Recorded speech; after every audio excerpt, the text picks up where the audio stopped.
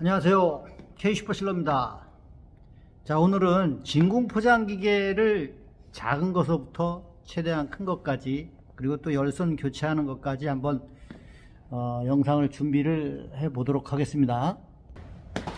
단식은 이렇게 사이즈가 작은 260, 260은 현재 저희가 판매하고 있는 것은 앞쪽에만 접착바가 있는 형태고요. 이것은 이제 양쪽으로 30cm 짜리인데 양쪽으로 접착바가 양쪽으로 있습니다. 이렇게 쪽으로. 역시 두 가지 기종은 테이블 타입이고요. 이렇게 좀 스탠드형 같은 경우로 올라가게 되고요. 그 기종들은 보통 400, 500, 600 이렇게 커지는데, 자, 여기 이제 400, 500, 600 이렇게 이제 커지게 됩니다. 요건 이제 단식 사양이고요. 자, 단식 진공 포장기기에 이렇게 5기종에서부터 가격을 한번 말씀을 드릴게요. 자, 이렇게 5가지는 제일 작은 기종이 260짜리가 120만원, 그 다음에 300W이 130, 400W이 150, 500W이 180, 600W이 이거는 380만원이 됩니다.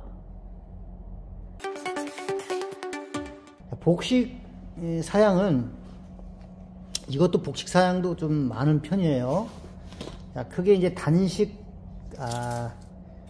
사이즈에서 넘어오게 되면 굉장히 커지는 게 대부분인데요. 저희 거는 이렇게 400부터 시작을 합니다. 접착바 400짜리가 더블로 있는 복식 한번 움직여 보면, 자, 양쪽에 있습니다. 이렇게 양쪽으로 이렇게 해서 요게 400짜리가 있고요, 500짜리가 있고 600짜리, 700짜리, 800짜리까지 있습니다. 자, 이렇게 사이즈가 400, 500, 저쪽에 600, 700, 800까지 있어요. 600, 700, 800까지 보여드릴 건데요. 자, 우선 접착바 400, 500, 600 이렇게 세 가지 기종은 단상 전기, 단상 220V 전기로 운영이 되고요. 그 다음에 이제 600형은 두 가지가 있어요. 접착바 600형은 단상도 있지만 삼상도 있습니다. 그때부터는 접착바 600 복식, 700, 800 복식은 이제 3상짜리도 같이 이제 운영이 된다는 거예요. 그러니까 겹치는 부분은 600짜리가 제일 많이 나가는 부분이기 때문에 600 접착바형의 복식 진공 포장기계부터는 단상과 삼상 전기를 함께는 아니고요, 재고를 보유하고 있다는 거예요. 전용 삼상, 전용 단상인 거예요. 자, 그렇게 해서 자, 400부터 가격을 말씀을 드릴게요. 접착바 400의 복식형 진공 포장기계, 요거는 300만원, 500형은 자 370만원, 그 다음에 600형으로 넘어가면 600형은 단상이 있고 삼상이 있다 그랬는데요, 단상인 경우에는 390만원, 그 다음에 삼상인 경우에는 450만원, 자, 그 다음에 700형, 800형이 있어요. 굉장히 큰데요. 700형, 800형은 700형 복식은 650만원, 자, 650만원, 그 다음에 800형은 700만원입니다. 자, 기계 보러 가겠습니다. 여기 이제 접착바가 700형, 650만원에 이제 판매가 된다라고 하는, 전기는 삼상으로만 있습니다. 700 사이즈부터는. 그 다음에 요놈은 이제 800형이에요. 그러면 훨씬 700형보다도 훨씬 더 많이 커집니다. 크기가 굉장히 많이 커지고요. 위쪽도 좀 많이 높아져요. 이 규격들은 저희가 홈페이지에 전부 다 표기를 해놨어요. 이게 700만원에 저희가 본사인수 조건으로 판매가 되는 기계인데요. 보시면 여기 이 부분이 접착바 부분이 이제 810 정도에 위치하고요. 800이라고 저희가 부르고, 이 간격도 굉장히 큽니다. 이 간격이 640 정도가 나오게 되고요. 이 높이도 굉장히 깊습니다. 여기 깊이가 접착바까지 85 정도 나오고, 위쪽으로도 또 상당히 많이 올라가는 그런 이제 큰 상품을 포장을 할 수 있는 그런 기계입니다. 반면에 이제 700이라고 하면 이 부분이 차이가 굉장히 많습니다. 저거에 비해서 이 크기가 전반적으로 뚜껑 챔버 부분도 이렇게 높이가 다른 600에 비해서는 높지만 700이 800에 비해서는 또 차이가 많이 나는 편입니다. 이건 두 가지 기둥 모두 삼상 380V를 사용하고 있고요. 이건 또 700부터는 이제 안에 들어있는 진공 펌프도 3개씩 들어 있습니다. 진공 펌프가 작지만 이제 3대로 운영을 하게 되고요. 물론 뭐 중국 생산 상품의 경우에는 자국의 모터를 사용을 하는 게 대부분이기 때문에 한 개가 아니라 3개 정도가 지금 3개가 안에 들어가 있다는 거. 근데 이게 뭐 중국산이라고 잘 망가지는 그런 부분이 아니라 어떻게 사용하느냐인 것 같아요. 저희가 판매하고 AS를 해보지만 기름을 갈지 않고 중국산이라고 해서 빨리 망가졌다, 뭐 이렇게 이제 오해를 하시는 경우가 있는데, 지금 뭐 국산이라고 하는 것은 진공 펌프 만들어진 지 얼마 안 됐고 거의 다 국내산 기계다 그러면은 대부분 독일산 펌프를 장착을 해서 이야기를 하는 게 대부분이에요. 보시 펌프 같은 경우 그것도 역시 기름 안 넣으면 다 망가집니다. 기름 보충은 항상 그 란더 68번 진공 펌프에 사용하는 오일 채워 주셔야 됩니다. 가끔 열어서 확인하시고, 그거 안 하시면 이놈이나 저놈이나 기계는 똑같다라는 거. 자, 열선 교체하는 방법인데요. 이 방법은 제가 기존에 촬영했던 영상 링크를 연결을 해 드릴게요. 그 영상을 보시면 좀 더 자세하게 나와 있을 거고요. 이 기계 위쪽에서 자, 이 열선을 고정하고 있는 뭉치를 떼어내는 것부터 떼어내서 자, 이렇게 열선을 교체하는 방법까지 자세하게 촬영을 해 놓은 그 영상이 있습니다. 그 링크를 제가 연결을 해 드리도록 하고요. 자, 우선 기본적으로 필요한 부분이, 자, 이렇게 분해를 할 수도 있고요, 분해를 안 할 수도 있지만, 자, 우선 기본적으로 필요한 것이 이렇게 비접착, 이게 접착이 있고 비접착이 있는데 뭐가 헷갈리냐면, 그럼 접착은 어디다 쓰고 비접착은 어디다 쓰느냐 인데요. 자, 우선 기본적으로 새기계를 뜯으면 이렇게 이제 쫄대가 있고 나사를 풀어서, 이게 7mm입니다. 7mm 스패너나 7mm 요런 게 잘 없으니까 뭐 몽키 스패너라든가 이런 거 롱노즈 같은 걸로 틀어서 뺄 수도 있죠. 반대편엔 십자 드라이버 사용하겠고요. 자, 그래서 이렇게 쫄대가 이렇게 백라이트로 되어 있는데, 저희는 이제 AS를 하면서 이 부분을 스테인레스로 이제 체인지를 합니다. 우선 이제 원래 기계에 달려있던 부분인데요. 자, 이렇게 해서 떼게 되면 볼트를 풀고 쫄대를 빼면 이렇게 빠지게 돼 있어요. 이렇게 빠지게 돼 있는데, 양쪽에 쫄대가 있는 이유가 이 비접착 이거죠. 재질이 좀 많이 다른데요. 이게 어차피 다 이게 이제 국내 제작이 아니라 수입되는 이제 테프론 계열의 이제 천들이에요. 테프론 천인데 얘는 좀 많이 두꺼워요. 그레이드가 서로 다른 거예요. 이제 많은 양을 쓰면서 원가를 낮추기 위해서 이제 공장에서 이런 거를 사용을 하고 있고요. 교체를 하게 되면 이렇게 좀, 물론 이런 것도 있어요. 근데 이제 그거보다는 이제 대부분 국내에 유통되는 것들은 이제 이렇게 좀 두꺼운 편이에요. 그레이드가 서로 다른 것 뿐인데, 이 규격이 비접착이에요. 여기는 어디에도 양면 테이프가 붙어 점착이 되는 그런 부분은 없어요. 여기에 양쪽으로 양면 테이프를 붙여서 이렇게 감싸서 붙이는 방법도 있어요. 그 양면 테이프를 떼고 그런 방법도 있지만 일단은 이게 비접착이라는 거고요. 자, 그리고 여기 보시면 접착이 나오는데요. 이렇게 열선이 지금 그 절연체인, 자, 이렇게 뜨면은 요 속에 열선이 이렇게 들어가 있어요. 여기 감아진 거죠. 지금 이 기계의 구조를 말씀을 드리는 거고요. 이렇게 감아져 있는데 이 열선이 바닥에 닿는 부분에 접착을 발라주는 거예요. 원래는 이 테이프가 이렇게 붙어서 점착성이 있는 것을 이제 테프론 점착 테이프라고 부르고요. 우리는 기본적으로 AS를 하게 되면, 또 많이 사용을 하게 되면 백라이트라고 하는 이 안쪽 부분이 타게 됩니다. 끊어지고 타고, 그럼 이 안쪽 부분을 전체적으로 붙여줘요. 이 부분을 감싸서 붙여주고, 보통 이게 한 15mm 되니까 양쪽으로 이렇게 해서 한 50mm나 뭐 이렇게 사용을 하게 돼요.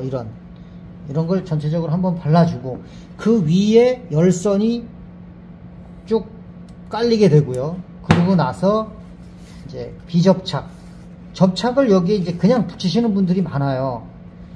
귀찮으니까 모르기도 하고, 여기다 그냥 이렇게 열선 위에다가 또 이걸 붙여버리는 거죠. 쉬워요, 일은. 자, 이렇게 쉬운데 문제는 여기서부터 이제 열선의 내구성이 급격히 짧아진다는 거예요. 열선의 구조는 이게 열이 발생을 하게 되면 이 니켈이 좀 늘어나야 됩니다. 늘어나게 되면 움직인다는 거죠. 늘었다 줄었다. 이게 이제 순간열 접착기에 주로 사용되는 그런 스타일의 이제 그 열선인데요. 니켈 크롬이라고도 부르고 뭐 이렇게 여러 가지가 있어요. 두께에 따라서도 다르고, 또 소재가 니켈과 철과에 섞인 부분도 서로 다르고, 이게 열선의 구조가 이제 다른데, 어쨌든 이게 순간열 접착기, 그러니까 이것도 그 임펄스 히터의 계열인데, 이게 열이 가해지면 늘어나야 됩니다. 지금은 이게 이제 늘어나는 구조로 되어 있진 않아요. 늘어나면 이제 스프링에 의해서 열을 가해지면 이게 이렇게 동작이 되도록 되어 있는 것들이 국산 기계들의 이제 요 뭉치가 이제 구조가 그렇게 되어 있어요. 먼저도 여러 번 설명은 드렸었는데, 하여튼 그 구조여야 된다는 거죠. 그 구조이려면 열선이 늘어나는 것을 방해하면 안 돼요. 이렇게 이제 발라져 있어서 이제 이런 부분들은 전기가 통하는 부분을 막으려고 이렇게 뭐 해놓으신 거는 같은데, 애초에 이 부분이 방해가 된다는 거예요. 근데 이거 전체를 발라버리면 열선이 늘어나서 움직이질 못해요. 그러면 바로 끊어져 버리는 거죠. 그나마 이 부분이 좀 탱탱하게 양쪽이 다 감겨져 있는 상태다라고 하면 그게 유지돼서 오래 쓸 수 있기는 한데, 역시 그것도 마찬가지로 여기에 점착 테이프를 위에다가 발라버리면, 그렇지 않아도 늘어난 열에 대해서 발생되는 열이 어디로 갈 데가 없는데 여기에 끈끈이가 붙어버리는 거죠. 열선에. 그럼 타요. 시커멓게 죽어버리죠. 가운데까지도. 그래서 빨리 열선이 끊어지거나 접착이 깔끔하지 않은 그런 이제 효과가 나타나게 돼요. 그래서 접착 테이프는 열선 바닥에 깔게 되면 여기 이 부분은 굉장히 미끄러운 비접착이나 동일하게 돼요. 그러면 그 위에 열선이 있는 겁니다. 그러면 이 열선이 비접착 위에 깔려서 얼마든지 미끄러지고 움직일 수 있는 상태로 만들어주고, 그 위에 다시 비접착을 덮어버리면 이 열선은 늘어났을 때 얼마든지 움직일 수 있는 거예요. 그 구조를 갖춰 두셔야만, 그래야만 이 열선의 수명이 길어진다는 거예요. 자, 근본적으로 이 열선의 구조가, 이 부분은 지금 자 이렇게 되어 있지만 이 공장에도 상당히 그 여러 번 요구를 해왔어요. 이런 부분들이. 자, 이 부분을 굉장히 여러 번 요구를 해왔어요. 제가 이런 부분들을. 근데 이제 단시간 내에 바꿔지지는 않으니까 시간이 걸리겠죠. 자, 이 부분과 이 부분이 다른 거는 어떤 부분이 다르냐면, 자, 이 부분은 고정이에요. 열이 나도 이 열선이 갈 곳이 없어요. 그래서 수명이 좀 더 짧다고 봐야 되고요. 자, 이건 이제 또 다른 구조인데요. 이게 국산 기계에 사용되는 구조들이에요. 다는 이렇지 않은데요. 여기 이 부분에 이제 이렇게 달라붙어 있어요. 여기가 뭐가 다르냐면, 자, 여기 보시면 평상시에 이렇게 되어 있죠. 근데 여기에 전기가 연결이 되고 여기에 전기가 연결이 되네요. 그러면 열이 가해진 거에 의해서 안쪽에 스프링이 이렇게 있습니다. 그래서 이렇게 늘어나게 되죠. 이렇게 늘어나요. 늘어났다가 식으면 다시 축소되고, 늘어났다가 축소되고, 이것이 반복이 되기 때문에 열선을 붙잡고 있는 부분에 접착 테이프를 아래 위로 바르면 안 된다라고 말씀을 드리는 거고, 그래서 이런 구조일 때는 잘만 쓰면은 기계가 수명이 다할 때까지도 열선이 안 끊어지는 경우가 있어요. 드물게는. 그렇지만 확실히 이런 구조에 비해서는 확실히 이런 구조가 만들기는 뭐 돈도 많이 들죠. 들어가는 부품들이 워낙에 많으니까.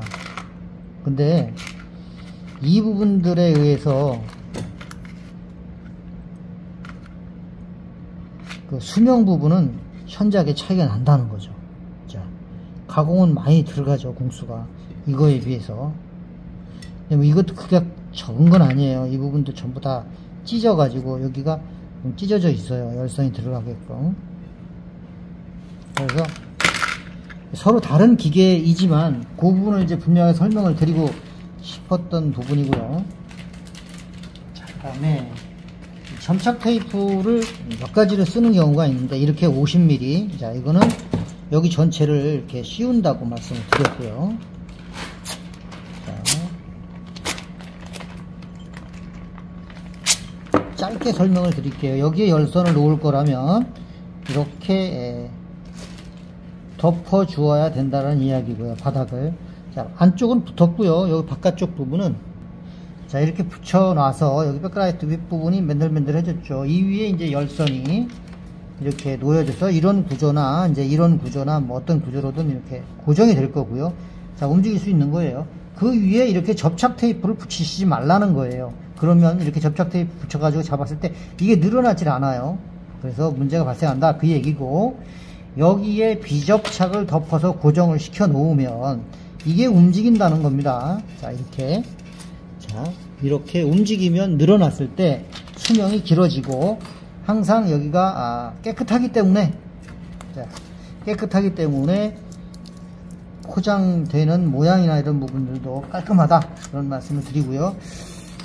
좁은 게 있고 이렇게 넓은 게 있고 좁은 게 있는데, 이 용도는 메인 바닥에 이렇게 하나 붙여주고, 열선을 올리기 전에 이걸 하나 더 붙이는 경우도 있어요. 그러니까 오랫동안 유지하게 하기 위해서 이렇게 테프론 테이프를 폭이 좁은 거를 여기에다가 또 한 번 붙여주고, 그 다음에 열선을 이렇게 놓는 경우가 있습니다. 그리고 비접착을 덮는 거죠. 자, 그렇게 되는 구조로 AS를 해서 내보내는 경우도 있고요. 자, 열선 부분은 이제 여기까지 말씀을 드릴게요. 조립할 때 가능한 타이트하게, 끊어지지 않을 정도로 가능한 타이트하게 좀 해주시면 좋을 것 같고요. 이렇게 보시면 필터가 또 있어요. 이렇게 오일 필터가 있는데, 이런 오일 필터도 진공 펌프에 있는데 같이 교체해 주셔야 되고, 이렇게 보시면 진공 펌프 안에 들어있는 이제 에어 필터, 이것도 같이 교체를 해줘야 해요. 이거 관리를 해야 되는 부분입니다. 오일뿐 아니라 오일은 자주 보충을 해줘야 되는 게 맞고요. 자, 이거 한번 열어볼게요. 저기 보이는 그 게이지가 있어요. 이게 이제 오일 게이지예요. 기계마다 다 있습니다. 이 진공 펌프마다. 자, 오일이라고도 써 있고요. 이 부분에 오일이 중간 게이지가 이제 중간쯤 있으면, 유리관 같은 거 저 부분에 중간쯤에 위치하면 되는데요. 저거를 항상 확인하셔야 된다는 거예요. 확인하셔서 저기에 오일이 꽉 차 있는지 그렇지 않은지 확인을 해 주셔야 관리가 되는 거예요. 저기 오일이 없는 상태로 기계를 계속 돌리면 굉장히 시끄러운 소리가 나기 시작할 거고요. 그리고 펌프가 종래는 이제 숨을 거두시게 되는 거죠. 진공이 안 될 거예요, 그러면.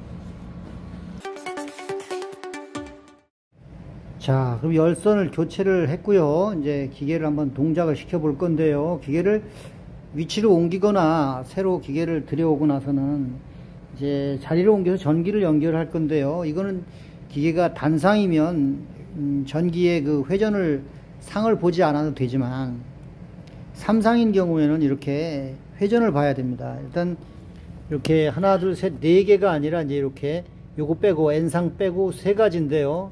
요 세 선을 연결을 해서 회전을 보셔야 해요.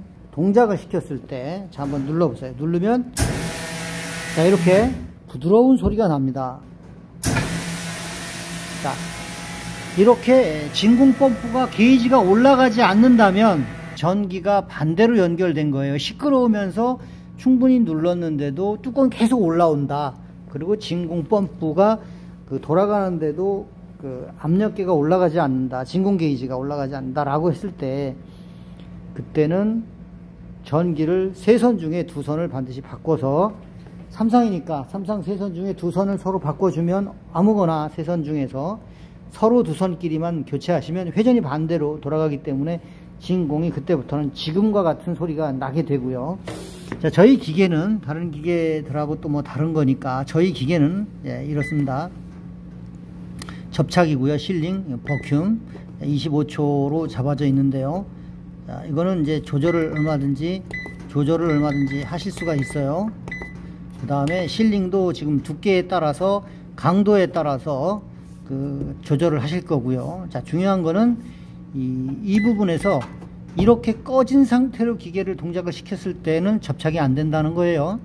반드시 로우, 미들, 하이 중에 선택을 하셔야 돼요. 아까 여기서 실링을 선택했잖아 라고 하겠지만 실링은 시간이 1.6초일 뿐이고 강도에 대한 부분은 이렇게 되면 제로가 되는 거예요. 1.6초 동안의 시간이 흐르고는 있지만 열은 가하지 않는다는 거예요. 결과적으로는 이거 선택하셔야 됩니다. 자, 보통 미들 정도 놓으시고요. 그리고 이제 기계를 동작을 시켜 볼게요. 자, 복식이니까 양쪽으로도 쓸 수 있고 앞뒤로도 쓸 수 있어요. 자, 이쪽에 진공봉투 또 주의하셔야 되는 부분이 또 있습니다. 다들 상식적으로 알고 있지만 처음 구매하시는 분들은 모르시는 경우가 있어요. 이거 이렇게 내려놓으시면 여기에 뚜껑이 내려와서 떠 있기 때문에 안 될 거고요. 그 다음에 꼭 아셔야 되는 부분 하나. 자, 이 삼방 봉투가 세 부분의 봉투가 다 막혀 있고요. 이 부분만 터져 있기 때문에 이 부분을 이용해서 물건을 넣은 거예요. 그러고 나면 이 봉투가 이 진공실 안에 있어야 합니다. 이렇게 이 안에. 그리고 접착바의 위치에는 다 있어야 이렇게 눌러서 실링이 되는데요. 여기 이 부분을 봉투가 크다고 해서 이렇게 충분히 빼시는 경우가 있어요. 있습니다. 없을 것 같지만. 자, 이렇게 빼시게 되면 어떤 현상이 나오는지 한번 보여드릴게요. 꽉 눌러주세요. 꽉. 자, 부풀어 오르면서 너무 부풀어 오르다가 심지어는 빵 터지는 경우가 생기는 거예요. 여기 진공이 하나도 안 됐죠. 접착은 됐지만. 자, 이렇게 되는 거고요. 이 봉투가 터진다라는 이야기를 하시는 분들이 있어요. 그건 터지는 이유가 이렇게 돼요. 이렇게 가두어진 부분에 이 안에는 진공실이 됩니다. 그리고 영화 이제 화성 뭐 이런 거 보시면 달 이런 데 가시면 사람이 부풀어 오르잖아요. 그러는 것처럼 진공 상태가 되면서 공기가 싹 빠지게 되면 얘가 부풀어 오릅니다. 최대한 부풀어 올라요. 그래서 버텨줄 수 있는 것은 봉투가 튼튼하면 버텨줄 것인데 진공도가 높거나 그랬을 때는 그걸 못 버티고 이게 터지는 겁니다. 찢어지는 거죠. 자, 이쪽에 한번 볼게요. 자, 이쪽도 역시 이렇게 양쪽을 이렇게 쓰시는 거죠. 그 이쪽에 이제 적재하고 나면 곧바로 자, 여기 보시면 이렇게 접착 부분도 보면은 이 봉투 두께에 비해서 굉장히 깔끔하게 잘 붙은 걸 볼 수 있어요.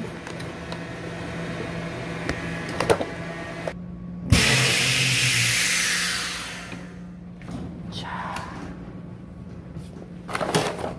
이게 방금 아까 터졌던 봉투 진공한 건데요.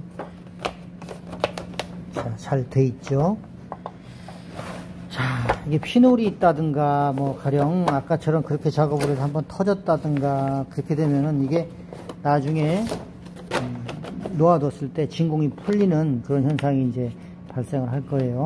그런 경우에 이제 봉투에 불량의 경우도 또 있을 거고요. 작업은 이렇게 영상 마무리 하겠습니다.